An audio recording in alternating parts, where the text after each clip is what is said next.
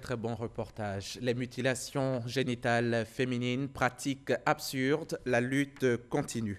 Venons-en maintenant à cet atelier de renforcement de capacité des médecins gynécologues, diabétologues et sages-femmes. Une séance organisée par la ODCI, l'association Obésité Diabète de Côte d'Ivoire, dont l'objectif est de réduire le taux de prévalence du diabète gestationnel en Côte d'Ivoire, taux qui s'élève malheureusement à 12%. C'était cette semaine dans les locaux du CHU de Cocody en présence de notre reporter Astou Touré.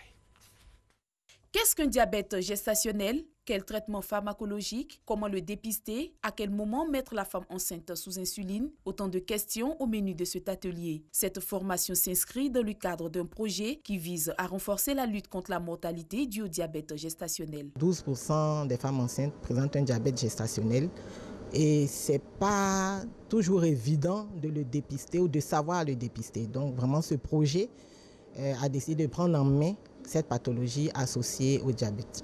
Selon l'Organisation mondiale de la santé (OMS), le diabète gestationnel est un trouble de tolérance au glucose conduisant à une hyperglycémie qui apparaît vers la fin du deuxième trimestre de la grossesse. Cette maladie pose également des risques pour la mère et l'enfant qui pourraient développer un diabète de type 2. Au cours de la grossesse, notamment à partir de la fin du deuxième trimestre, lorsque vous avez une glycémie entre 0,80 g déjà et 0,92 g, il faut faire un test spécialisé pour rechercher le diabète gestationnel.